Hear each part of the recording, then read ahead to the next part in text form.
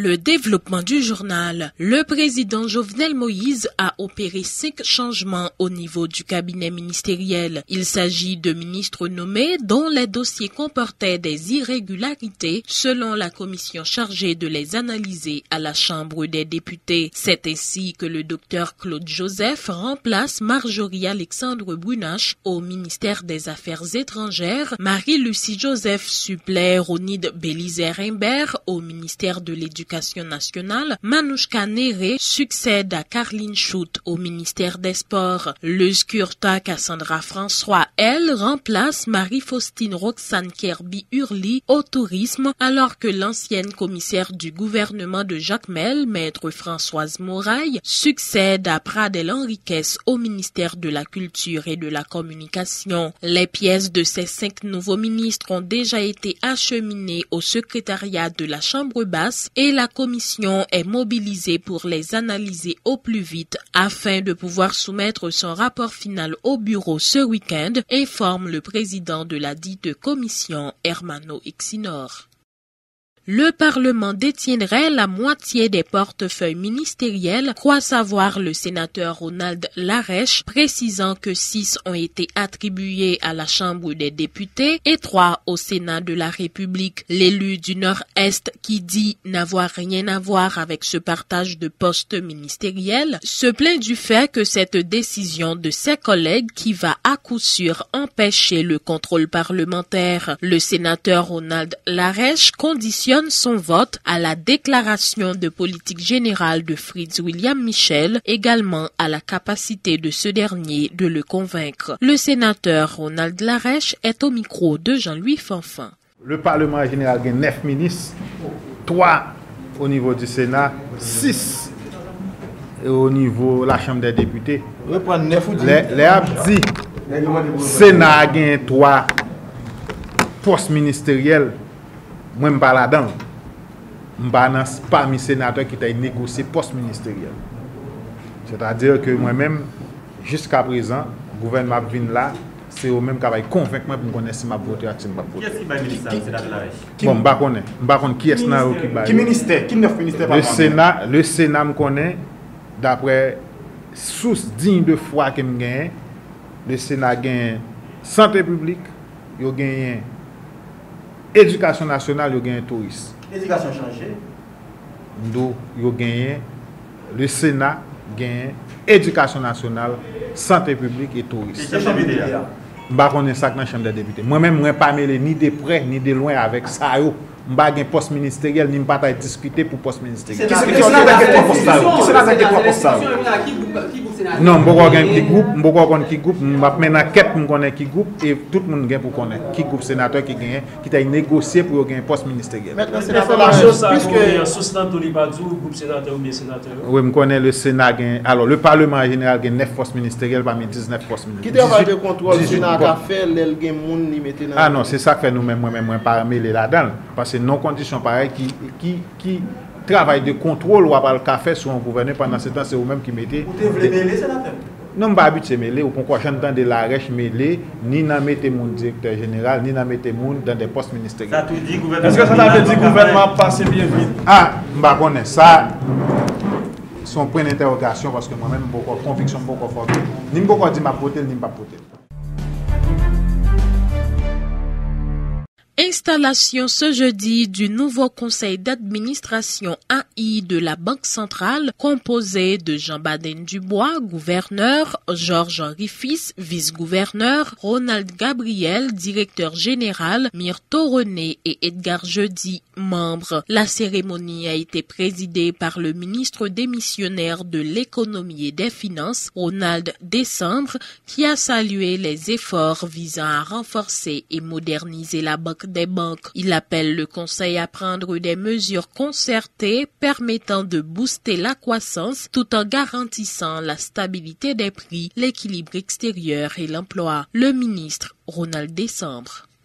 Saluer les travaux réalisés par la BRH pour assurer la viabilité du système bancaire, accompagner la réforme du Trésor à côté de ses rôles fondamentaux qui consistent à définir et appliquer la politique monétaire nationale, défendre la valeur interne et externe de la monnaie nationale, assurer l'efficacité, le développement et l'intégrité du système de paiement, agir comme banquier, caissier et agent fiscal de l'État.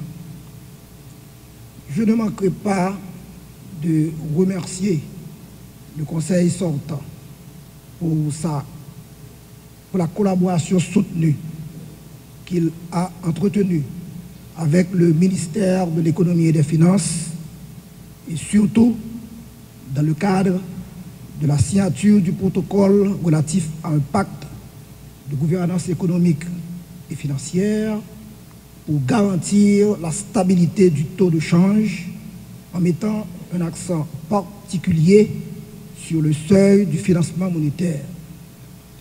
Nous entendons donc consolider ces acquis à travers l'utilisation minutieuse des principaux instruments de politique monétaire.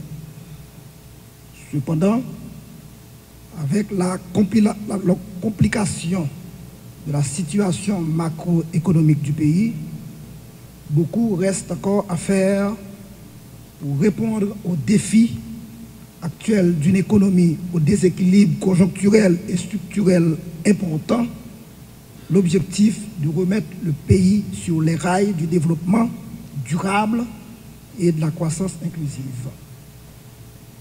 Pour ce faire, la définition d'une stratégie de financement de l'économie est urgente, ce qui suppose une harmonisation entre les différentes institutions financières pour financer les secteurs porteurs de croissance. En d'autres termes, la politique monétaire doit aller au-delà de la gestion conjoncturelle, ce qui traduit en termes clairs les grands chantiers sur lesquels le nouveau conseil de la BRH doit intervenir pour relever les grands défis de l'heure. Sur ce point,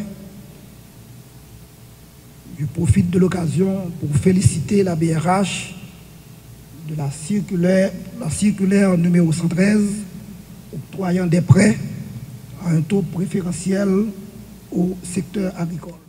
Le gouverneur reconduit Jean Baden-Dubois a, dans son allocution, promis, je cite, la continuité dans l'action opportune, indiquant justement que l'heure est à l'action pour dégager le potentiel d'une économie dont la croissance est prise en otage. Il a également indiqué que les contraintes au redémarrage économique du pays sont de nature d'abord conjoncturelle, appelant à profiter de la fenêtre d'opportunité offerte par la crise actuelle pour sortir le pays du marasme socio-économique. Un extrait des propos du patron de la BRH, Jean Baden-Dubois, au micro de Marie-Guylaine Saint-Aimé-Macéus. Je suis particulièrement honoré de la confiance placée en moi par le président de la République d'Haïti en me reconduisant à la tête du conseil d'administration de la Banque de la République d'Haïti. Je m'associe donc à mes collègues du nouveau conseil d'administration pour adresser les remerciements les plus chaleureux à son Excellence le Président, M. Jovenel Moïse, pour cette marque de confiance que nous nous efforcerons de mériter dans l'exercice de notre mandat. L'heure est à l'action pour dégager le potentiel d'une économie dont la croissance est prise en otage par les phases conjoncturelles des pesanteurs extra-économiques. C'est cette conviction qui avait guidé l'action du Conseil sortant, lequel je présidais, et dont 3 membres sont reconduits aujourd'hui aux postes de responsabilité les plus importants de la Banque centrale. La continuité dans l'action opportune est donc garantie. Le nouveau conseil d'administration compte amplifier cette action multidimensionnelle en l'enrichissant de l'expérience acquise au cours du mandat précédent, certes, mais encore des nombreuses décennies de banques centrales accumulées conjointement par les 5 membres. Des victimes et proches de victimes du massacre du 13 novembre 2018 à La Saline continuent de réclamer l'arrestation du directeur général du ministère de l'Intérieur, Fednel Monchéry, et le délégué départemental de l'Ouest, Joseph-Pierre Richard Duplan, indexés dans cette tuerie, ainsi que justice et réparation. Le collectif des avocats des victimes, lui, dénonce la négligence et l'inertie de l'État haïtien dans ce dossier, reprochant aux autorités en place de n'avoir pris aucune mesure en faveur des victimes. Au contraire, les autorités font obstacle à l'instruction de cette affaire, estime le collectif des avocats des victimes de cette tuerie. Il informe avoir sollicité l'intervention de la Commission interaméricaine des droits de l'homme et l'instance régionale, requête à laquelle l'instance régionale a déjà donné suite en demandant à l'État haïtien de produire des observations et adopter les mesures nécessaires pour adresser la situation des habitants de La Saline. Maître Jacques-Céus Joseph, Sorel Jean-François et Jacques Létan sont membres du collectif. Le gouvernement bénéficie à massacre La Saline, mais d'autant plus que silence pour ne pas dire rien sur massacre là. Tout le monde qui est victime, qui est dans la rue, journée aujourd'hui, au lieu que l'État intervenu pour bailler au service, nous sommes toujours dans marron. Nous sommes toujours dans une situation difficile, alors que je dis nous avons plusieurs fois, non seulement 13 novembre, nous avons tué la population, 13 mars, nous avons retourné la Saline, 6 personnes mourent la Saline, 13 avril encore, nous avons retourné la Saline, 8 personnes mourent la Saline. Ça veut dire que nous sommes victimes de la Saline, mais il y a toujours un risque la Saline pour que nous continuions victimes. Ça fait que les gens qui ne peuvent pas dormir la Saline. Quantité de gens qui rete la Saline, yo continuent victimes la Saline, soit à travers assassinat, yo victimes, soit dans balle, coup de manchette, yo continuent à prendre la Saline. Donc nous disons, si nous faisons silence sur le dossier ça, nous risquons une situation impunité à garantie qu'on récidive sur le massacre la Saline et que n'importe citoyen yo gen doit victime parce que n'importe gang doit tuer et puis puisque yo gen appui l'État, appui gouvernement, rien pas passer. Son dossier qui est extrêmement compliqué, extrêmement difficile parce que il y a un pile gros autorité dans l'État qui est impliqué dans le massacre la Saline. Et il y a un obstacle que nous rencontrons dans le dossier ça, c'est position de autorité et même autorité judiciaire qui vient développer une thèse et il y allé article 90 dans le code pénal là pour dire que autorité qui est indexée dans le rapport de CPJ dans le rapport d'organisation des droits de l'homme, il faut savoir M. Fednel Monchéry, c'est directeur général ministère intérieur, savoir M. Duplan qui c'est délégué départemental de l'Ouest, comme quoi M. Sayo c'est grand commis de l'État, grand fonctionnaire de l'État, faut que tu aies autorisation président de la République là. C'est un obstacle que nous rencontrons, c'est comme quoi ils veulent renforcer une sorte d'impunité qui gagne dans le fonctionnement du système judiciaire. Nous avons adressé au cours du mois d'août de cette année une demande de mesures conservatoires à la Commission interaméricaine des droits de l'homme qui lui-même déjà notifié cette demande qu'on a adressée à l'État haïtien et il a demandé l'État haïtien pour produire des observations et pour prendre des mesures par rapport à l'urgence qui gagne et par rapport à la gravité de la situation moun la Saline qui là-dedans qui toujours vu la Saline dans des conditions déplorables, dans des conditions infrahumaines. Le ministère de la Santé publique et de la Population confirme que la dengue, maladie infectieuse virale transmise par la piqûre du moustique Aedes, a toujours été présente en Haïti, mais est actuellement en nette régression. Sur les 4 dernières années, seulement 323 cas ont été enregistrés dans le pays, dont 18 en 2019, se réjouit le responsable de la direction d'épidémiologie des laboratoires et de la recherche au ministère de la Santé publique, le docteur Patrick Dely. Ce qui est différent pour la République dominicaine, où le nombre de cas enregistrés a atteint les 3400 cas rien que pour cette année, soit le double par rapport à l'année dernière, selon Patrick Dely. Et la dengue existe en Haïti. On a connu ça fait des années et on dirait même que c'est endémique. Ça veut dire qu'il faut que la population sache que comme la malaria et comme la fièvre typhoïde, la dengue est une maladie endémique en Haïti. Ça veut dire que c'est présent dans le pays. Maintenant, dans notre système de surveillance, nous avons détecté en 2010, nous avons détecté 200 cas suspects de dengue. Et avec l'appui de l'OMS et la surveillance que nous faisons en 2016. De ces 200 cas suspects, 99 cas, et il y a eu un décès en 2017. En 2018, nous avons eu 82 cas suspects.